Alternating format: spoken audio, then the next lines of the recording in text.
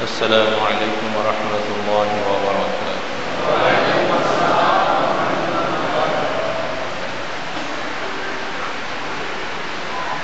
الحمد لله نحمده ونستعينه ونستغفره ونؤمن به ونتوكل عليه ونعوذ بالله من شرور أنفسنا ومن سيئات أعمالنا من يهد الله فلا مضل له ومن يضلله فلا هادي له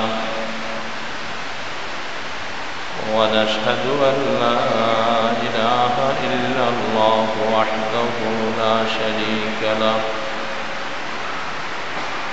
ونشهد أن سيدنا ومولانا محمدا عبده ورسوله.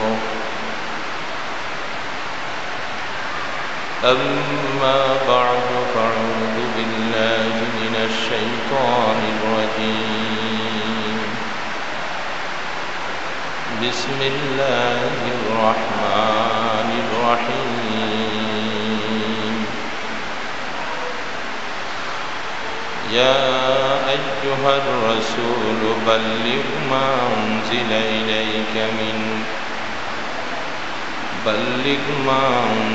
من ربك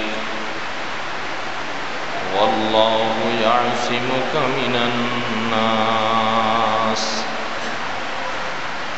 اللهم صل على سيدنا محمد وعلى آله وأصحابه وبارك وسلم. اللهم صل على سيدنا محمد وعلى آله وأصحابه وبارك وسلم. اللهم صل على سيدنا محمد وعلى آله وأصحابه وبارك وسلم. সম্মানিত মুসল্লিয়ান কিরাম, আল্লাহ রব্বুল আলামিন দুর্যোগপূর্ণ আবহাওয়ার মধ্যেও আমাদেরকে আল্লাহ পাকের ঘরে জুমার নামাজ আদায় করার জন্য উপস্থিত হওয়ার তৌফিক দান করলেন। শুকর আদায় করছি আলহামদুলিল্লাহ।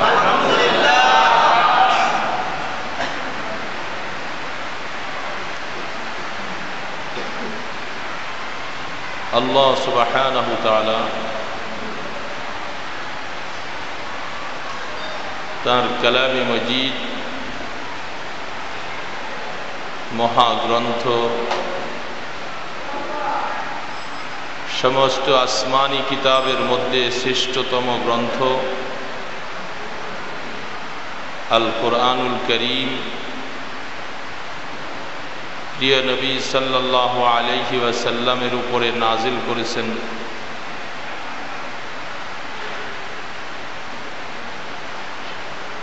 সারা পৃথিবী তখন এর বিরোধিতা করল। পৃথিবী এ সম্পর্কে তাদের কোনো ধারণা ছিল না। সমস্ত বাধাকে উপেক্ষা করে আল্লাহ পাক মক্কার জমিনে তার প্রিয় হাবিবের উপরে কোরআনকে নাজিল করে বিশ্ববাসীর শান্তির এবং তারা পরবর্তীকালে এই কোরআনকে শুনে তখন তারা বিশ্বাস স্থাপন করেছে যে হ্যাঁ, আমাদের নবীগণ, আমাদের আসমানি কিতাবের মধ্যে এই গ্রন্থের কথাই আমাদেরকে আগামভাবে জানিয়ে দেওয়া হয়েছিল। তখন তারা বুঝতে পারছেন। কিন্তু অধিকাংশ কাফের, মুশরিক, ইহুদি, নাসারা তারা কোরআন সম্পর্কে বুঝতেই পারে নাই। কিন্তু আল্লাহ সুবহানাহু তাআলা এমন এক ব্যবস্থাপনার মাধ্যমে কোরআনকে নাজিল করেছেন, যেগুলি বিভিন্ন হাদিস এবং তাফসীর গ্রন্থে দেখলে মাঝে মধ্যে মাথা হেড হয়ে যায় যে আল্লাহ সুবহানাহু তাআলা তার এই কোরআনকে নাজিলের জন্য কি ব্যবস্থাপনা তিনি করেছিলেন। আল্লাহ রাব্বুল আলামিন লৌহে মাহফুজ থেকে তার এই কোরআন জিবরিল আলাইহিস সালাতু ওয়াস সালামের মাধ্যমে নাজিল করেছেন। এখানে একটা সূক্ষ্মতা, জিবরিল আলাইহিস সালাতু ওয়াস সালামের কাছে আল্লাহ পাক কোরআন নাজিলের কাইফিয়ত, অবস্থাটা কি ধরনের ছিল, আল্লাহ পাক জিবরিলকে কিভাবে দিলেন, জিবরিল রাসূলের কাছে কিভাবে তা নিয়ে আসলেন।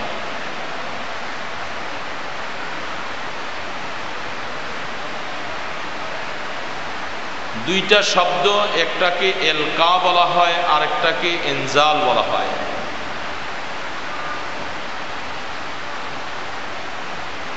কোরআন শরীফ সম্পর্কে আল্লাহ পাক বলতেছে, ইন্না নাহনু নাযালনা যিকরা ওয়া ইন্না লাহু লাহাফিজুন।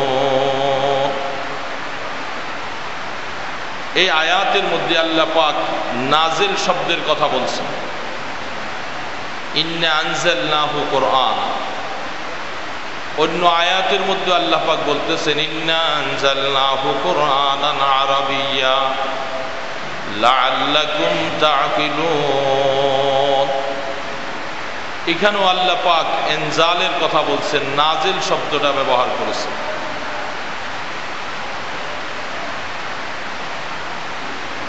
নাজিল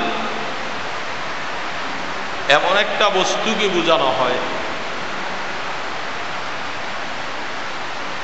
যেটা, যার থেকে যেইখানে অবতরণ করা হয় সেইখানে মাঝখানে যে মিডিয়া থাকে, মধ্যস্থতাকারী যিনি থাকেন, তার সেখানে কিছু রদবদল করার কোনো ক্ষমতা থাকে না। যেমন আপনি কোনো বাহকের মাধ্যমে কোনো পত্র বা কোনো চিঠি কাহারো কাছে পাঠালেন, আপনি প্রেরক, আপনার যার কাছে পাঠালেন তিনি প্রাপক। মাঝখানে ডাকঘর করা অথবা কোনো মিডিয়া, তিনি ওই চিঠির মধ্যে কিছু সংযোজন করা বা সেখান থেকে কিছু কর্তন করা, পরিবর্তন করা, কোনো হস্তক্ষেপ তার থাকবে না। মিডিয়ার কোনো হাত নাই সেখানে। তো জিবরিল আলাইহিস সালাতু ওয়াস সালাম কোরআন আল্লাহ রসুল পর্যন্ত পৌঁছিয়ে দেওয়ার জন্য জিবরিল হলো মিডিয়া। কোরআন প্রেরণকারী হলেন আল্লাহ স্বয়ং নিজে। কোরআন নাজিল করতেছেন মুহাম্মদুর রাসূলুল্লাহ সাল্লাল্লাহু আলাইহি সাল্লামের উপরে। এই কথাটা বোঝানো হচ্ছে, ইন্না আনজালনাহু কুরআনা, যে আমি আল্লাহ কোরআন নাজিল করেছি আমার রসুলের উপরে। মাঝখানে যে মিডিয়া আছে, মিডিয়ার এই কোরআনের মধ্যে কিছু করা বা কিছু পরিবর্তন করার কোনো অবকাশ নাই, সেই ক্ষমতাও তার নাই। এটাকে ইনজাল বলা হয়, আনজালনা বলা হচ্ছে।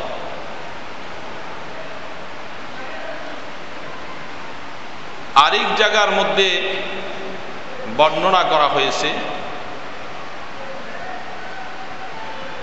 ইনজাল এমন একটা জিনিস যেটা বোঝা যাচ্ছে অনেক সময় মিডিয়া ছাড়াও আল্লাহ পাক আল্লাহ রসুলের সিনা মুবারকের মধ্যে কিছু জিনিস ঢেলছেন, যেটাকে এলকা বলা হয়।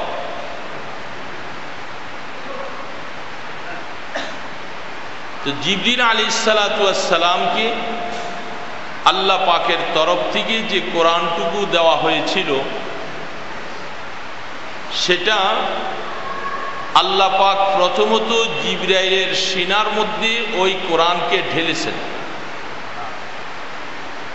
ব্যবস্থাপনাটা এমনই হয়েছে, জিবরাইল আলাইহিস সালাতু ওয়াস সালামের সিনার মধ্যে আল্লাহ পাক ওই কোরআনকে যেদিন যতটুকু নাজেল করবে ততটুকু আগে জিবরাইলের সিনার মধ্যে আল্লাহ পাক ঢালছেন। জিবরাইল আইসা আল্লাহ রসুলের সামনে তিনি তেলাওয়াত করে করে আল্লাহ রসুলকে শুনাইছেন। জিবরিল আলাইহিস সালাতু ওয়াস সালাম এত বড় শক্তিশালী, এত বড় পরাক্রম এক শক্তিশালী আল্লাহ রাব্বুল আলামিন, তারপরেও ওই জিবরাইলকে অনেক সময় একা একই আল্লাহ রসুলের সামনে যখন কোরআন তেলাওয়াত করা হয় তখন তার সামনে পিছনে হযরতে মিকাইল আলাইহিস সালাতু ওয়াস সালামকেও দাঁড় করাই রাখতেন।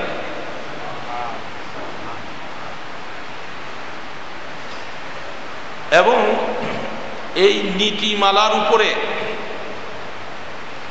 কোরআন আল্লাহ রাব্বুল আলামিন 23 বছরের জীবনে একটু একটু করে করে কখনো এক সূরা এইভাবে করে আল্লাহ রসুল তার কাছে জিবরিল আলাইহিস সালাতু ওয়াস সালাম কোরআনকে নাজিল করলেন, কোরআন রসুলকে পড়ায় পড়ায় শুনাইলেন। জীবনের শেষ অবস্থায় যখন কোরআন নাজিল পরিসমাপ্ত হয়ে গেল, আল্লাহ পাক যখন বলে দিলেন আল-ইয়াউমা আকমালতু লাকুম দীনাকুম ওয়া আতমামতু আলাইকুম নি'মাতি ওয়া রাদিতু লাকুমুল ইসলাম দীনা।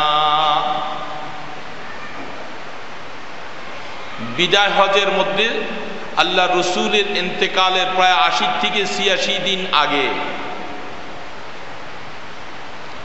সেই সময় এই আয়াত নাজিল হলো যেটাকে সর্বশেষ আয়াত বলা হচ্ছে। তারপরে আল্লাহ রসুল 80-86 দিন প্রায় হায়াত পেলেন। এর মধ্যে আল্লাহ সুবহানাহু ওয়া তাআলা জিবরিল আলাইহিস সালাতু ওয়াস সালাম 23 বছরের জিন্দেগিতে যেইভাবে একটু একটু করে কোরআনকে নাজিল করলেন, তা তো প্রত্যেক বছর রমজানে আসলে তিনি একবার আবার জিবরিল আলাইহিস সালাম বলতেন, রসুল শুনতেন, রসুল বলতেন, জিবরিল আলাইহিস সালাম শুনতেন। যে এর মধ্যে কোনো ব্যবধান, কোনো একটা নক্তা জের জবরের কোনো পরিবর্তন হলো কিনা, এই জন্য একজন পড়তেন আরেকজন শোনাতেন, আরেকজন পড়তেন আরেকজন শোনাতেন। তার মধ্যেও মিকাইল আলাইহিস সালাতু ওয়াস সালাম তাকে পাশাপাশি দাঁড় করেই রাখা হতো। যখন সর্বশেষ যে বছর পরে আর আল্লাহর পয়গম্বরের কাছে আর রমজান আর আসবে না, শেষ রমজানে ওইবার একবার নয় 2 বার জিবরিল আলাইহিস সালাম কোরআন রসুলকে শোনালেন এবং রসুলও 2 বার জিবরিল আলাইহিস সালামকে কোরআন শোনালেন। আগে একবার করে চলতো, এখন দ্বিতীয় 2 বার চলছে। এতে বোঝা যাচ্ছে যে তার জীবনের ঘন্টা শেষ বেজে আসছে। জিবরিল আলাইহিস সালাতু ওয়াস সালাম আল্লাহ রসুলকে আল্লাহ পাক আয়াত দিয়ে বলেন, লা তুহাররিক লিসানাকা লিতা'জালা বিহি ইন্না আলাইনা জামআহু ওয়া কুরআনা ফাইযা ক্বারা'নাহু ফাত্তাবি' কুরআনা। রাসূল আকরাম সাল্লাল্লাহু আলাইহি ওয়াসাল্লামের সিনা মুবারকে কোরআনকে আল্লাহ রাব্বুল আলামিন পুরাপুরি সংরক্ষিত করে রাখলেন। তো কোরআন যখন আল্লাহর পয়গম্বর এইভাবে পাচ্ছেন আর তার দাওয়াত তাবলীগ পৌঁছাবার জন্য আল্লাহ পাক নাজিল করে দিচ্ছেন আয়াত, ইয়া আইয়ুহার রাসূল বাল্লিগ মা উনজিলা ইলাইকা মিনাল কিতাব। আল্লাহ সুবহানাহু ওয়া তাআলা আল্লাহর পয়গম্বরকে বলতেছেন, হে রাসূল, আপনার কাছে আমি আল্লাহ পাকের তরফ থেকে যা আয়াতে করিমা নাজিল করেছি তা পরিপূর্ণভাবে আপনি আপনার উম্মতের কাছে পৌঁছিয়ে দিন। ওয়া ইল্লা তাফআল ফামা বাল্লাগতা রিসালাতা। আল্লাহ পাক বলে দিচ্ছেন, যদি আপনি পরিপূর্ণভাবে আপনার দায়িত্ব আদায় করতে যায় যদি কোনো আয়াত, কোনো জায়গার থেকে কোনো অক্ষর, কোনো কিছু যদি একটু আপনি রেখে দেন, তাহলে আপনি আপনার রিসালতের দায়িত্ব পরিপূর্ণ আদায় করেন নাই বলে কিয়ামতের ময়দানে এটা সাক্ষী হবে। ওয়া ইল্লা তাফআল ফামা বাল্লাগতা রিসালাতা। কত বড় কথা! আপনার দায়িত্বের মধ্যে সামান্য মতো ত্রুটি করলে আপনি রিসালাতের দায়িত্ব পুরা পৌঁছান নাই বলেই এটাই প্রমাণ হবে। সমস্ত হাদিস তাফসীর কারকগণ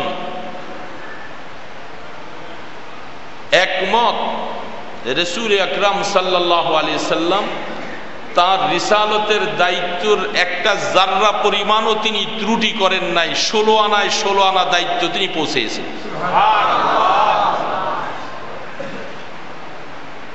এবং তাফসীর ওয়ালারা উল্লেখ করেন, যদি তিনি তার কোনো আয়াতকে তিনি এখানে গোপন রাখতেন, তাহলে গোপন রাখার ব্যাপারে কিছু আয়াত ছিল যে আয়াতগুলির মধ্যে আল্লাহ পাক সরাসরি আল্লাহর রাসূলকে ধমক দিয়েছেন। কিছু কিছু আয়াতের মধ্যে রাসূলের নবুয়তের শানের খেলাফ কিছু কাজ হয়ে যাওয়ার কারণে আল্লাহ পাক ধমক দিয়া বলছেন, হে রাসূল, আপনার জন্য এমন করাটা সাজে নাই। এরকম আয়াত কয়েকটা আছে। আবাসা ওয়া তাওয়াল্লা আন জাআহুল আ'মা ওয়া মা ইউদরিকা লাআল্লাহু ইয়াযাক্কা। এই আয়াতের মধ্যে আল্লাহ রাসূলকে আল্লাহ পাক একটু ধমকের সুরে এই সূরা নাজিল করেছে। এরকম কয়েকটা জায়গার মধ্যে তাহলে বোঝা যাচ্ছে রাসূল গোপন করলে এই জায়গাগুলি গোপন করা যেত, যেহেতু এগুলি আমার ব্যক্তিগত ব্যাপারে আল্লাহ পাক আমাকে ধমক দিয়েছেন, এগুলি আমি উম্মতের কাছে জানাইতে রাজি না। কিন্তু আল্লাহ সুবহানাহু ওয়া তাআলা আল্লাহর পয়গম্বরের দায়িত্ব যে তিনি পরিপূর্ণ আদায় করেছেন, আল্লাহ সুবহানাহু ওয়া তাআলা তিনি নিজেই এটার সাক্ষী দিতেছেন। ইয়া আইয়ুহার রাসূল বাল্লিগ মা উনজিলা ইলাইকা মিনাল কিতাব। এবং আপনি এই দায়িত্ব আদায় করতে যায়া কোরআনকে পরিপূর্ণভাবে উম্মতের কাছে পৌঁছাইতে যায়া আপনার উপরে বিভিন্ন মুসিবত, সমস্যা, অনেক কিছু আসতে পারে। আল্লাহ পাক এই ভয়টা আল্লাহ রাসূলের কাছে অনেক সময় ছিল। যেমনটা নবুয়তের পঞ্চম বৎসর, নবুয়তের পঞ্চম বৎসরে কাফের মুশরিকদের নির্যাতন আল্লাহর পয়গম্বর এবং মুষ্টিময় সাহাবায়ে কেরাম যারা ছিলেন তাদের উপরে খুব কঠোরভাবে চলছিল। তখন আল্লাহ রাসূল আপন মেয়ের জামাতা হযরতে ওসমান গনি রাদিয়াল্লাহু তাআলা আনহু এবং তার মেয়ে হযরতে রুকিয়া রাদিয়াল্লাহু তাআলা আনহা, এই দুইজনকে প্রথমত হাবশার বাদশাহ নাজ্জাশীর কাছে তাদেরকে হিজরত করে যাওয়ার জন্য নির্দেশ প্রদান করলেন।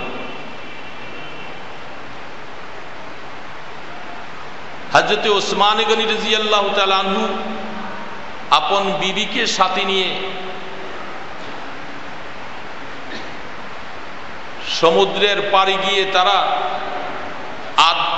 অর্ধেক দেরহাম, যেটাকে নেসফু দিনার বলা হয়,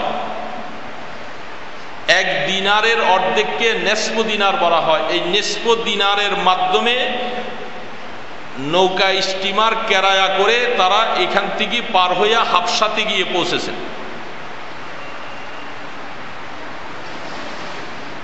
তার কয়েকদিন পর হযরতে জাফর ইবনে আবি তালেব রাদিয়াল্লাহু তাআলা আনহু সহ মহিলাদেরকে ছাড়াই প্রায় ৮২ জন মুসলমানের জামাত নিয়ে তিনি হাবশাতে গিয়ে পৌঁছলেন। হাবশার বাদশা নাজ্জাশী তিনি পূর্বের কিতাবের অনুসারী ছিলেন, ইনজিল অর্থাৎ হযরত ঈসা আলাইহিস সালাতু ওয়াস সালামের অনুসারী ছিলেন।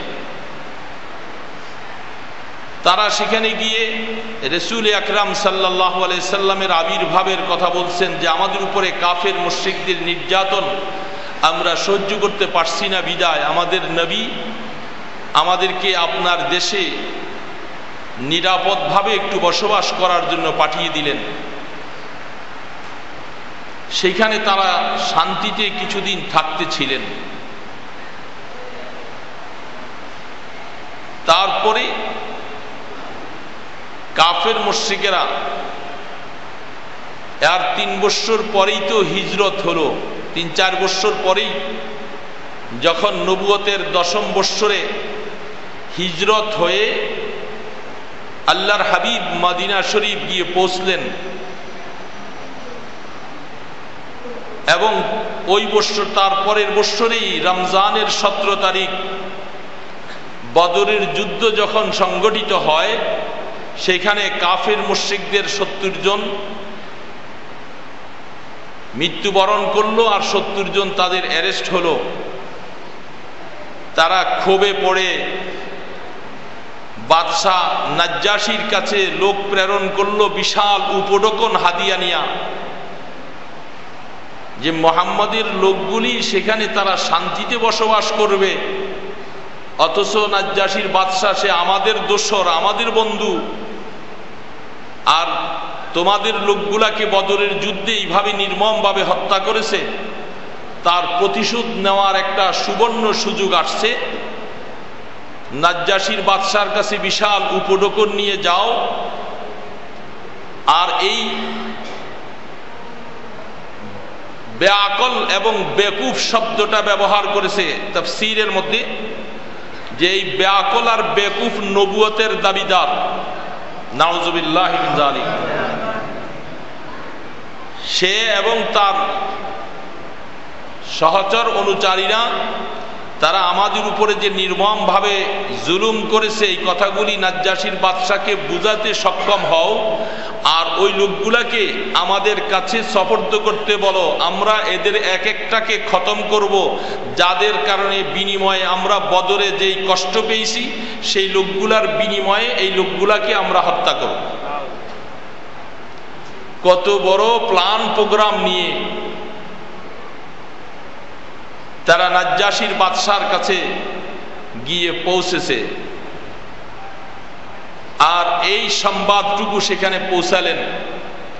আল্লাহু আকবার। আল্লাহ সুবহানাহু ওয়া তাআলা যার দিল দিমাগের মধ্যে আল্লাহ পাক ঈমানের নূর দান করেন, দুনিয়ার কোনো শক্তি তাকে প্রভান্বিত করতে পারে না, দুনিয়ার কোনো শক্তি তাকে নত করতে পারে না, হক থেকে তাকে সরাতে পারে না। বাদশাহ নাজ্জাশী, হাবশার বাদশাহ, এত বড় শক্তিধর বাদশাহ, তাদের এই বক্তব্য শোনার পরে তিনি বলছেন, ঠিক আছে তোমরাও দরবারে থাকো, আর আমি ওই লোকগুলাকে তাদেরকেও দরবারে ডাকি। আবু সুফিয়ানের পক্ষ থেকে যেই লোকগুলি সেখানে আমর ইবনুল আস সেনাপতি হয়ে তাদের পক্ষ থেকে গিয়েছিল। তারা বাদশাহ নাজ্জাশীর সামনে খুব নত হইয়া কুর্নিশ করতে করতে তাকে গেছে, তার রাজপ্রাসাদে প্রবেশ করলো। কিছুক্ষণ পরে মুসলমানদের জামাতের সেনাপতি হযরত জাফর ইবনে আবি তালেব রাদিয়াল্লাহু তাআলা আনহু তিনি সহ রাজ দরবারে প্রবেশ করার জন্য গেইটে আইসা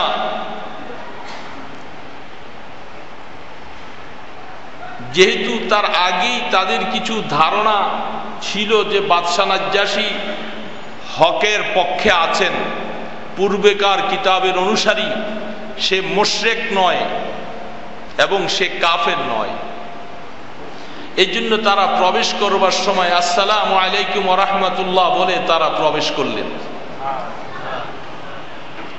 যেটা সর্বপ্রথম ওই দেশের মধ্যে এই শব্দটা শুনল, আর ওই দেশের মানুষ কোনোদিন তার আগে সালাম শব্দ শোনে নাই। ঠিক এমনি মুহূর্তে তখনকার কুরাইশি দলদের সেনাপতি আবুল আস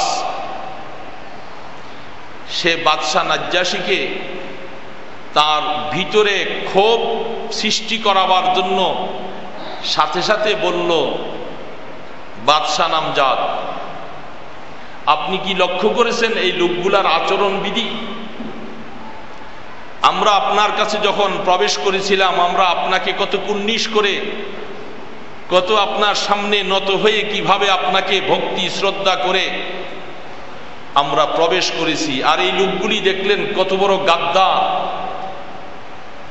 তারা আপনাকে কুর্নিশ তো করেই নাই, আপনাকে একটু তারা সারেন্ডারও মতভাবত তারা কিছু দেখালো না। এতে বোঝা যাচ্ছে যে এই লোকগুলি এবং তাদের নেতা সবগুলি তারা গোয়ার গাদ্দার।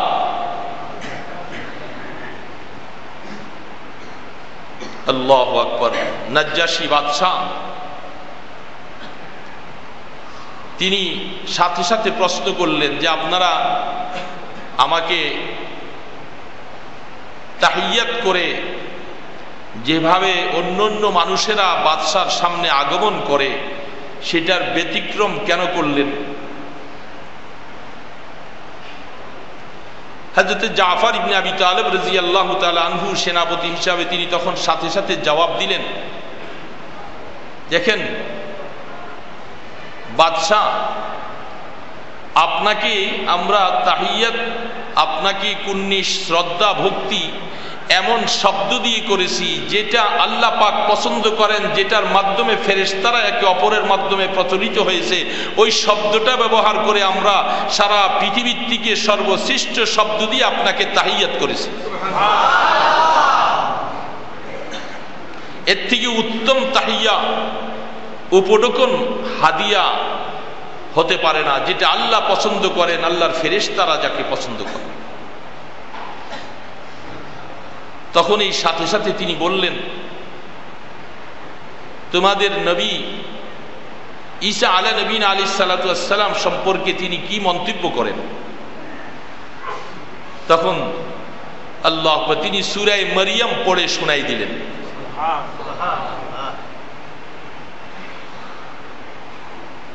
আনা আব্দুল্লাহ আতানিয়াল কিতাব, এইভাবে সূরা মরিয়ম পড়া শুরু করে দিলেন।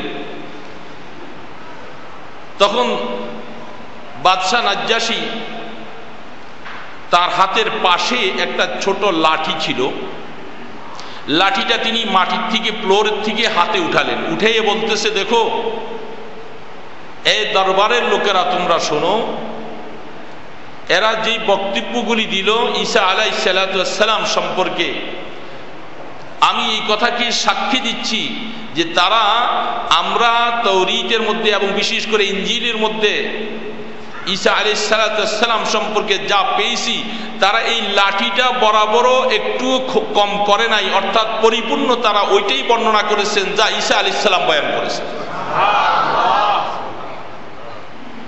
আমি এই সাক্ষ্য প্রদান করছি।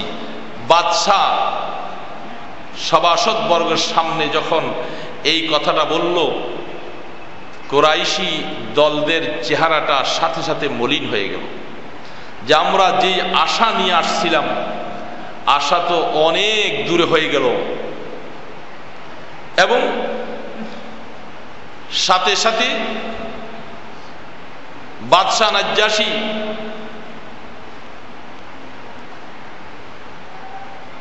তিনি সেখান থেকে তাদেরকে বলে দিল যে তোমরা চলে যাও, যে এবং এই দল আমিও তোমাদেরকে সাক্ষ্য দিচ্ছি যে আমি এখান থেকে দূর থেকে আমি মুহাম্মদুর রাসূলুল্লাহকে নবী বলে আমি স্বীকার করে সাক্ষী প্রদান করলাম। এবং তাফসীরের মধ্যে লিখে যে এর প্রমাণস্বরূপ নাজ্জাশী ওনার ছেলের হাতে চিঠি লিখে বলেন যে আমি তো যেতে পারছি না, আমি বিশেষ কারণে সাহাবী হওয়ার সৌভাগ্য অর্জন করতে পারছি না, নতুবা আমি সরাসরি রাসূলের সামনে পৌঁছে যেতাম। তার সন্তানকে, ছেলেকে চিঠি লিখে পাঠিয়ে দিয়েছেন যে আমার চিঠিটা নবী মুহাম্মদ রাসূলুল্লাহ সাল্লাল্লাহু আলাইহি ওয়াসাল্লামের কাছে পৌঁছাই দিবে এবং আমার পক্ষে তুমি আমার পক্ষে বায়াত করাবে এবং তার আপন চাচাতো ভাই জাফর ইবনে আবি তালেবের হাতে আমি হাত ধরে বায়াত গ্রহণ করে নিলাম আল্লাহর রাসূলের হাত ধরে।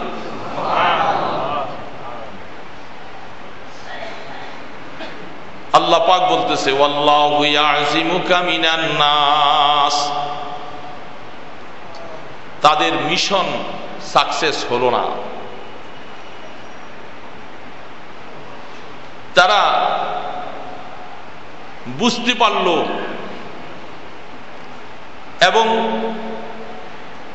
রাসূল পাক সাল্লাল্লাহু আলাইহি সাল্লাম যখন মক্কা শরীফ থেকে মদিনা শরীফ যখন হিজরত করে চলে গেলেন, আল্লাহ পাকের পয়গম্বর তিনি পয়গম্বর হওয়া সত্ত্বেও মানবীয় গুণাবলী তার মধ্যে ছিল।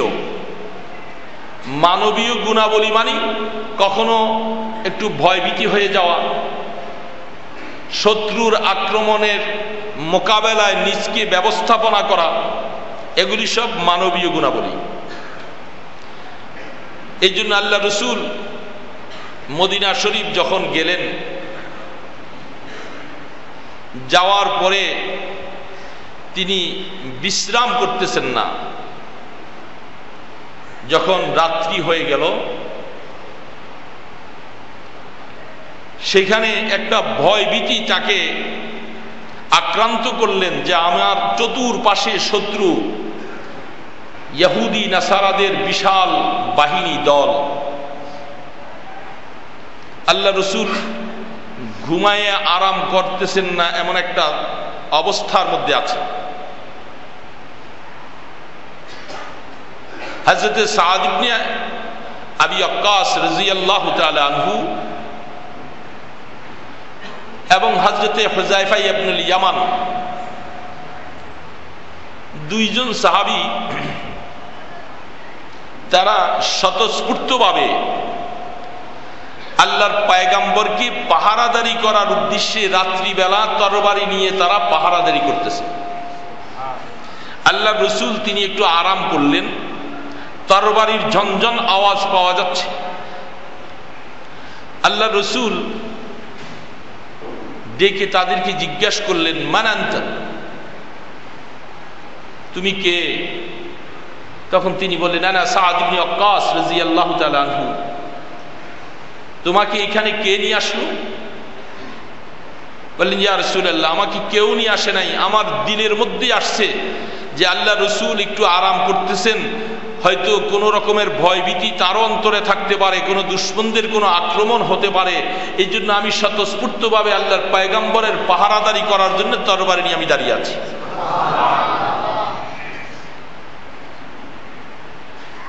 এই জন্য দুইজন সাহাবী, সাদ ইবনে আবি ওয়াক্কাস রাদিয়াল্লাহু তাআলা আনহু, প্রথম দিন তিনি একা ছিলেন, তারপর দিন থেকে তার সাথে হযরত হুযায়ফা ইবনুল ইয়ামান রাদিয়াল্লাহু তাআলা আনহু, এই দুইজন পাহারাদারির কাজ করতেছেন।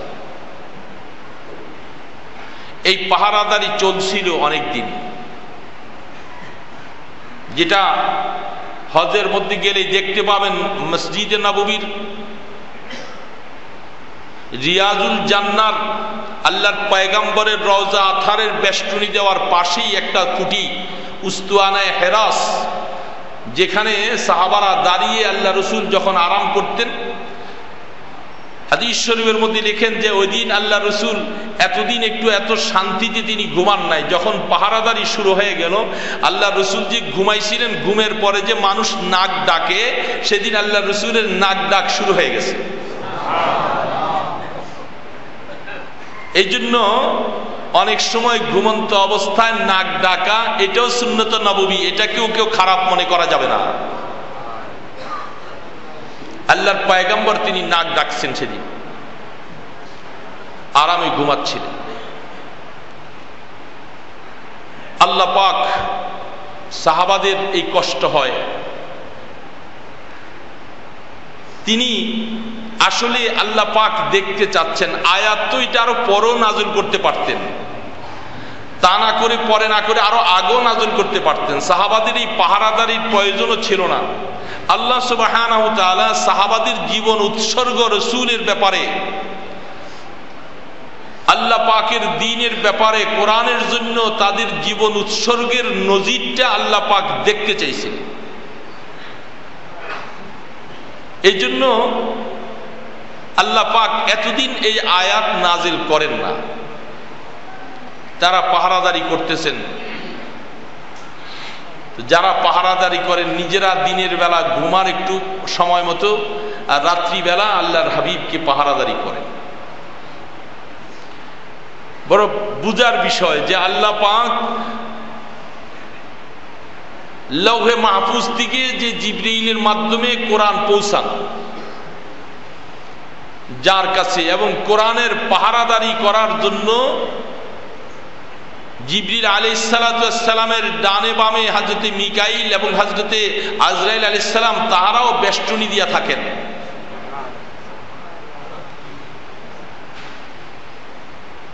সেই অবস্থার ভিতরে আল্লাহ রসুল এখন ঘুমাচ্ছেন, একটু ভয় পাচ্ছে, সেখানে সাহাবারা পাহারা দেওয়া, আল্লাহ পাক তো ফেরেশতাই মোতায়েন করে দিতে পারেন, কিন্তু তা তখন করেন। আয়াত নাজিল হয়ে গেল, আল্লাহু ইয়াসিমুকা মিনান নাস। আজকাল এই আয়াত নাজিল হলো, হে রাসূল, মানুষ বলে দাবিদার পৃথিবীর মধ্যে যত ব্যক্তি হতে পারে, মানুষের ক্যাটাগরিতে তার নাম উঠেছে এরকম যত প্রকারের মানুষ হতে পারে, সমস্ত প্রকার মানুষের খারাপি থেকে আমি আল্লাহ আপনাকে আমার জিম্মায় নিয়ে নিলাম।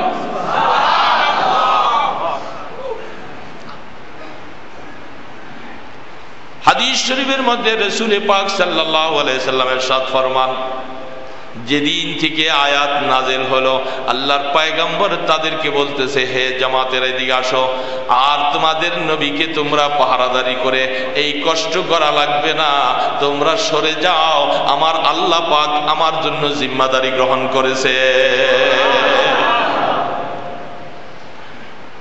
সেদিন থেকে, যেদিন থেকে কোরআন শরীফের মধ্যে আয়াত নাজিল হয়ে গেল, আমার আল্লাহ তাফসীরের মধ্যে, হাদিসের মধ্যে আল্লাহ রাসূল বলমান, আল্লাহ আমার পাহারাদারি যে করতেছেন কি ব্যবস্থাপনা করলেন, দিনে রাত্রে আমার ইন্তেকাল পর্যন্ত দৈনিক ৭০,০০০ ফেরেশতা আমার পাহারাদারি করে।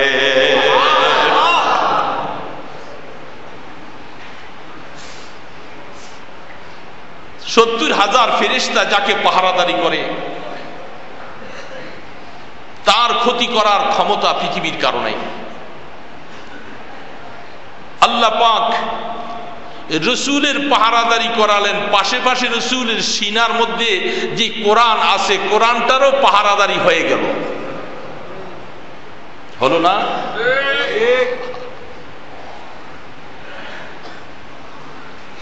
এই কোরআন যেটা রসুলের সিনার মধ্যে আল্লাহ সুবহানাহু ওয়া তাআলা এইভাবে করে পাঠিয়ে দিলেন, তার সংরক্ষণের ব্যবস্থা করলেন। আল্লাহ সুবহানাহু ওয়া তাআলা বলছেন যে আমি কোরআনকে কিভাবে নাজিল করেছি, বিভিন্ন কাইফিয়ত অবস্থা, জিবরিলের সিনার মধ্যে এলকা করে দিলাম, সেখান থেকে রসুলের কাছে আইনা পৌঁছেই দিলেন, এবং রসুল এই কোরআনকে শুনলেন, শোনালেন, পড়তেছেন, পড়াতেছেন, এবং কোনো অক্ষর জের জবর বেশকম হয় কিনা তাকে বৎসরে একবার করে করে পুরা কোরআন শোনানো হতো। জিবরিল আলাইহিস সালাম শুনান, রসুল পড়েন, রসুল শুনান, জিবরিল আলাইহিস সালাম শুনেন, এইভাবে করে মৃত্যুর বৎসরের 2 বার করে শোনানো হচ্ছে। এরপরে আল্লাহ পাক কোরআনটাকে এইভাবে রাখি দিয়ে বলছেন, হে রসুল, এই কোরআন আপনার মাধ্যমে জমিনের প্রত্যেকটা কোনায় কোনায় পৌঁছে দিলাম, আপনাকে আমি যখন উঠাইয়া নিব আপনার পক্ষ থেকে সুম্মা আওরাসনাল কিতাব আল্লাযীনা ইসতাফাইনা মিন ইবাদিক, আল্লাহ পাক বলে আমার বান্দাদের মধ্যে থেকে নবুয়ত যেরকম সিলেকশনে হয় না, ইলেকশনে হয় না, সিলেকশনে হয়, কিয়ামত পর্যন্ত সমাজের মধ্যে এরকম নেককার দিনদার বড় বড় ওলামায়ে কেরামকে আমি তৈরি করব, যাদের সিনার মাধ্যমে আমি কিয়ামত পর্যন্ত কোরআনকে ধরে রাখার ব্যবস্থা করব। সুম্মা আওরাসনাল কিতাব, বড় বুঝার বিষয়। ফেরাসাত, মিরাস, আল্লাহ পাক নিজে বলতেছে। এই জন্য ওলামা হওয়া, আলেমে হাক্কানি রব্বানি হওয়া, এটা আল্লাহ পাকের তরফ থেকে মনোনীত হয়েছে। এটা আমার কথা নয়, কোরআনের কথা। খোলেন তাফসীর, কোরআন খোলেন। যেমন নবী ইলেকশনে হয় নাই, কাকে আল্লাহ পাক নবী বানাবেন সেটা সিলেকশনের মাধ্যমে হয়েছে। কেউ ইচ্ছা করে কি নবী হইতে পারছে? তা এখন আল্লাহ পাক বলেন, যেহেতু আমি নবীদেরকে উঠাই নিয়ে যাব, এখন ওই নবীর দায়িত্ব এবং সেই কোরআনের দায়িত্ব, হাদিসের দায়িত্ব কারা গ্রহণ করবে, এই লোকগুলাকেও আমি আল্লাহ পাক দুনিয়াতে পাঠাইবার আগেই নির্বাচন করে আমি পাঠিয়ে দিয়েছিলাম। আজীব কথা। সুম্মা আওরাসনাল কিতাব, এই কিতাবের মিরাস বানাবো কাদেরকে, এটাও আমি আল্লাহ পাকের পক্ষ থেকে মনোনীত। তাহলে বোঝা যাচ্ছে এই কিতাবের মিরাস কারা হবে, কারা ওলামায়ে হাক্কানি রাব্বানি হবে, এটা আল্লাহ পাকের কাছে নির্বাচন হয়ে গেছে। দুনিয়ার কোনো মানুষ নির্বাচন করা লাগবে না। যেহেতু আল্লাহ রাব্বুল আলামিন নবী নির্বাচন করেছেন, ওলামায়ে হাক্কানি রব্বানি, আপনি বুঝতে পারতেছেন না যে এই দ্বীনের মহা একটা কোরআন এবং হাদিস, দুইটা বস্তু, এই দুইটা বস্তুকে গবেষণা করতে করতে করতে করতে আল্লাহু আকবার, কত কোটি কোটি ভলিউমকে ভলিউম তাফসীর, কোরআন হাদিসের ব্যাখ্যা সমূহ, কোটি কোটি। আমরা তো দ্বীনের যে যেখান দিয়ে একটু শিখছি ওইটুক পাইছি, কত যে দ্বীন সম্পর্কে যে কত অগাধ জ্ঞান রয়ে গেছে। আল্লাহু আকবার। হযরত ইমাম গজালি রাহমাতুল্লাহ আলাইহি তিনি তার এক রিসালার মধ্যে লেখেন, রাসূল পাক সাল্লাল্লাহু আলাইহি ওয়াসাল্লাম, আবু দাউদ শরীফের হাদিস, নাসাই শরীফের মধ্যে হাদিস, রাসূল আকরাম সাল্লাল্লাহু আলাইহি সাল্লাম একদিন সাহাবায়ে কেরামদেরকে নিয়ে বসে আছেন। হঠাৎ করে যেন উপর থেকে শক্ত জায়গার মধ্যে কোন একটা ইট পাটকেল বা পাথর পড়লে যেমন একটা আওয়াজ হয়, এমন একটা বিকট আওয়াজ হলো। যখন আওয়াজ হলো, আল্লাহ রসুল জিজ্ঞাসা করেন, তোমরা কি বলতে পারো, জানো এই আওয়াজটা কিসের? সাহাবায়ে কেরাম বলেন, আল্লাহ রসুল আলম, আল্লাহ এবং আল্লাহ রসুলই ভালো জানেন, এই ব্যাপারে আমরা জানি না। আল্লাহু আকবার। রাসূল পাক সাল্লাল্লাহু আলাইহি সাল্লাম ফরমান, সাহাবারা শোনো, এই আওয়াজটা কিসের? এই আওয়াজ আজ থেকে 70 বছর আগে আল্লাহ রাব্বুল আলামিন জাহান্নামের মধ্যে এইভাবে একটা পাথর ছেড়ে দিয়েছিল। 70 বছর সময় পার হয়ে যায়, ওই পাথরটা জাহান্নামের প্রথম থেকে তলিতে পড়তে যায় 70টা বছর পার হয়ে গেল। আর আজকে ওই আওয়াজটা জাহান্নামের তলদেশে যাচ্ছে। আল্লাহ পাক মনস্থ করলেন সেই আওয়াজটা আমাকেও আল্লাহ শুনাইয়ে দিবে।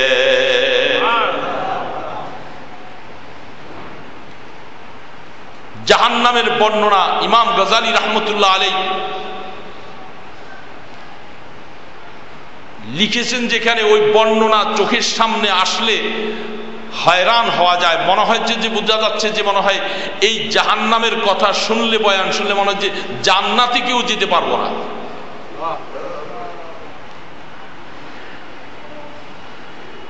রাসূল পাক সাল্লাল্লাহু আলাইহি সাল্লাম এই হাদিসটাকে কয়েকটা সনদের সাথে বয়ান করেছেন। তিনি এরকম বড় বড় মহাজ্ঞানী মহামনীষীগুলি আল্লাহর পয়গম্বরের পরে সাহাবা, সাহাবাদের পরে তাবিঈন, তবে তাবিঈন, মুজতাহিদিন, মুতাকাদ্দিমিন, মুতাআখিরিন, সালফে সালেহিন, এইভাবে যে দ্বীনের উপরে অগাধ জ্ঞানওয়ালা লোকগুলি জমিনের মধ্যে আছে, বলেন দেখি এই সমস্ত লোকগুলি জমিনের মধ্যে থাকার পরেও আল্লাহ পাকের কোরআন জমিন থেকে বিলুপ্ত হয়ে যাবে, এটা কি আপনারা মনে করছেন? এটা কি সম্ভব?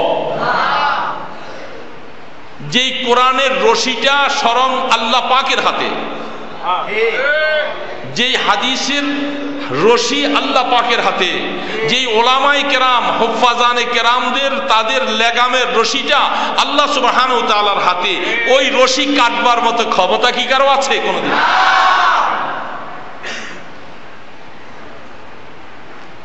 আইন আরো কিছু প্রয়োগ করো, আরো কিছু তৈয়ার করো, কোরআন বিরোধী যত আইন প্রয়োগ করবে, তোমরা মনে করো না যে তোমরা সেই আদ আর সামুদ কওমে লূত থেকেও বেশি শক্তিশালী হয়ে গেছো, এটা যেন মনে না করা হয়।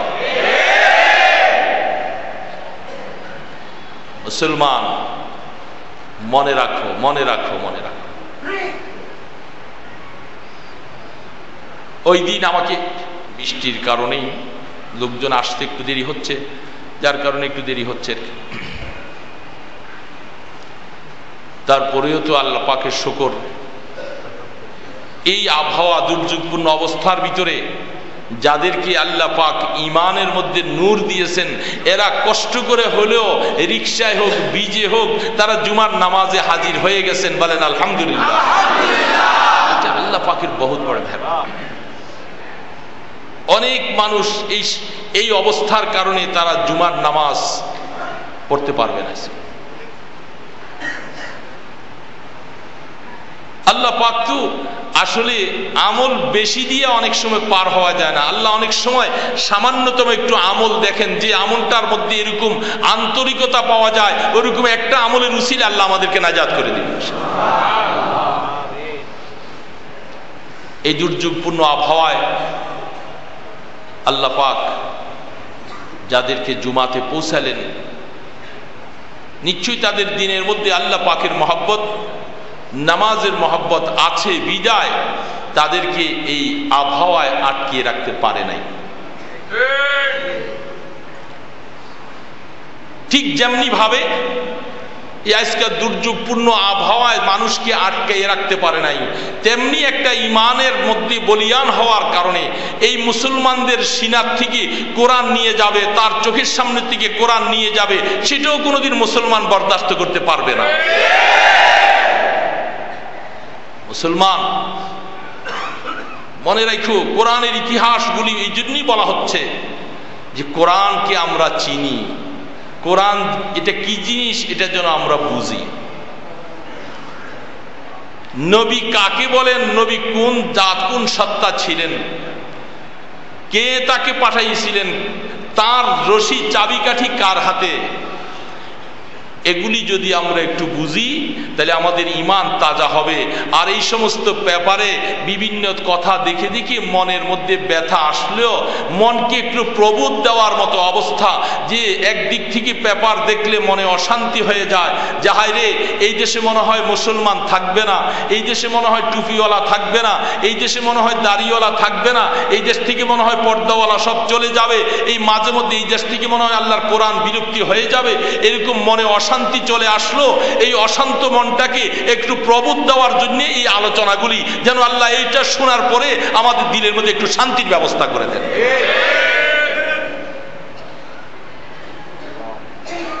এই দেশ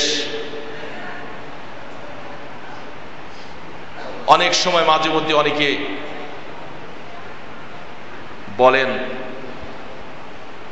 এত ওলামায়ে কেরাম, এত ফাজানে কেরাম, এত আল্লাহওয়ালা বুজুর্গদের অবস্থান যে মাটিতে, সেই মাটির মধ্যে উত্তর উত্তর করে কিভাবে এইভাবে নিয়ে যাচ্ছে, দ্বীনের থেকে আমাদের পাকে আস্তে আস্তে সরিয়ে দিচ্ছে।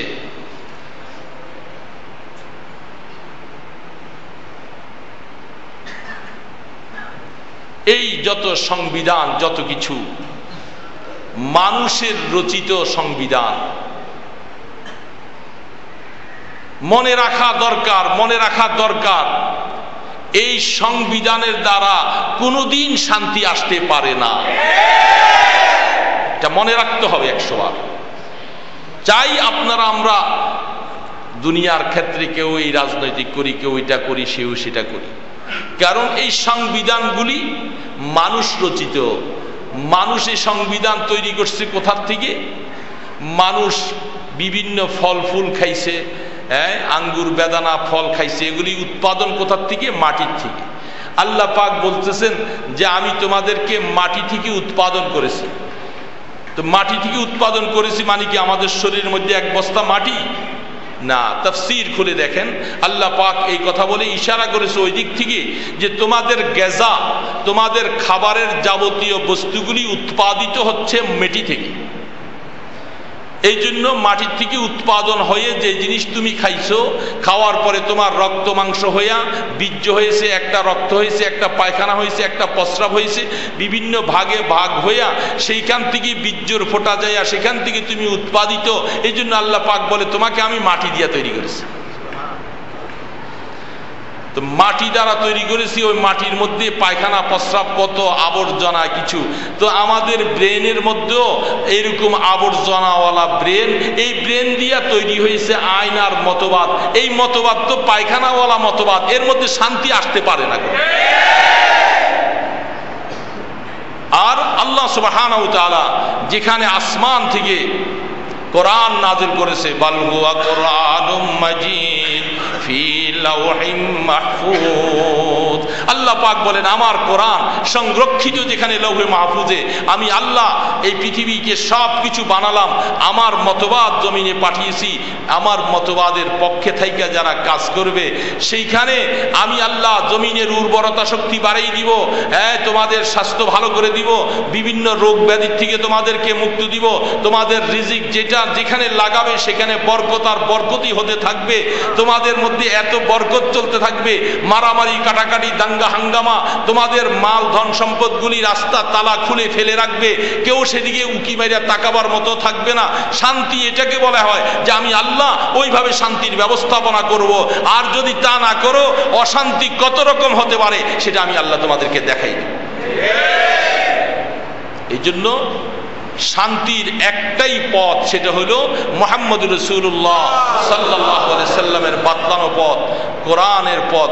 কোরআন রচিত, কোরআন দিয়ে যদি কোনোদিন সংসদ না চলে, যত রকমের কিছু বলেন, আইন পাশ করেন, ৭২-এর আইন পাশ করেন, এই করেন সেই করেন, বোরকা চলবে না, বোরকা নিষিদ্ধ, অমুক তমুক, ১৮ বছরের আগে ধর্মীয় শিক্ষা দেওয়া যাবে না, মাশাআল্লাহ সব কিছু এই দেশে যখন চলতে থাকবে, সেগুলি সব ইহুদি নাসারাদের।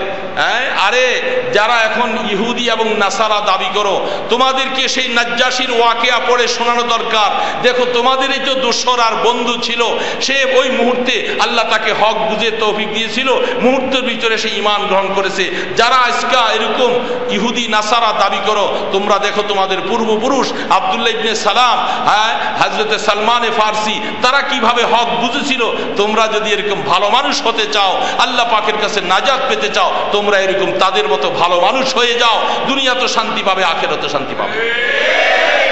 তা না করে বড় হোতার বড় কিছু বলে আল্লাহর পৃথিবীতে মানুষকে কষ্ট দিতেছো, হয়রানি করতেছো, পেরেশানি করতেছো। তোমরা মনে করতেছো দাপট, বহুত কিছু দেখাইতেছি তোমার হুকুমে।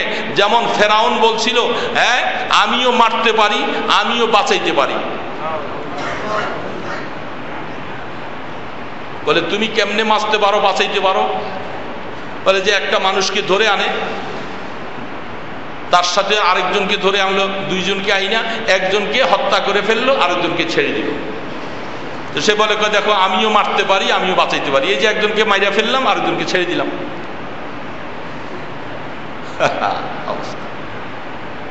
নমরুদ যেমন বলছিল, ইব্রাহিম আলাইহিস সালামের সাথে বলছিল, আরে নদীর জোয়ার ভাটা আমিও আনতে পারি, আমিও করতে পারি, এটা আমি করতে পারি, ওইটা আমি করতে পারি।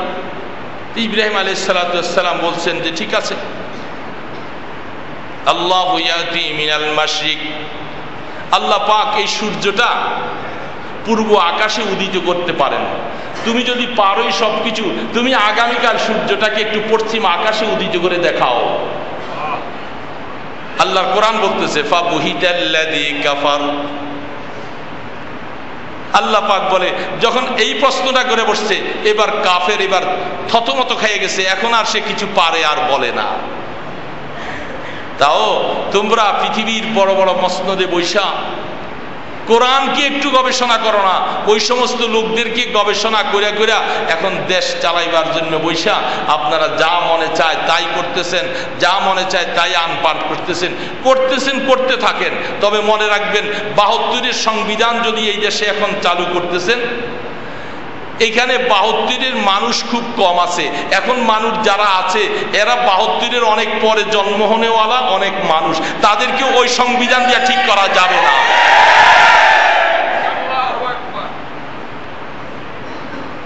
বুঝতে হবে ব্যাপার। দুনিয়ার সবকিছুর মধ্যে বলে কাল পাত্র বিশেষ সবকিছু হয়, স্থান কাল পাত্র বিশেষে আইন প্রয়োগ হয়।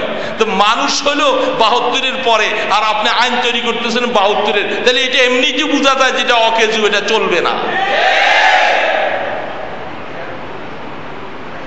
এই জন্য আল্লাহ পাক তাদের বুঝ কেন দিচ্ছে না, বুঝ কেন আসতেছে না?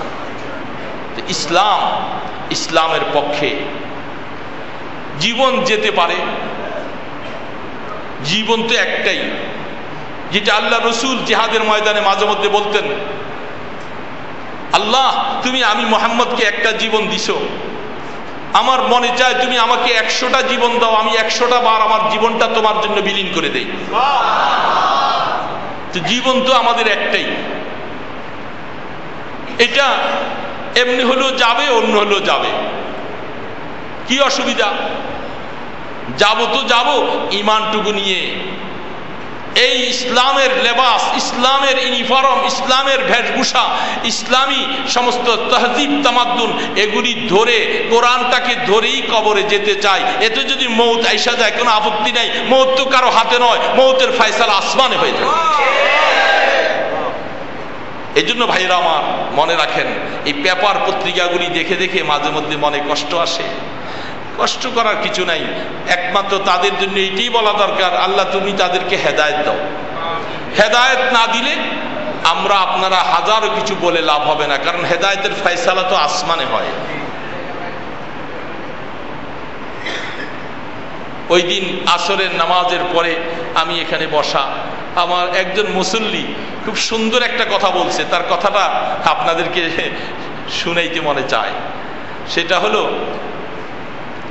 বলছে যে যেহেতু মহিলাদের বোরকা পরার বাধ্যবাধকতা করা যাবে না, অর্থাৎ ধর্মীয় ব্যাপারে কাকে বাধ্য করা যাবে না, 18 বছর বয়স আগ পর্যন্ত ধর্মীয় ব্যাপারে তাকে ধর্মীয় জ্ঞান দেওয়ার ব্যাপারে এটাও আইন চলে আসতেছে আস্তে আস্তে।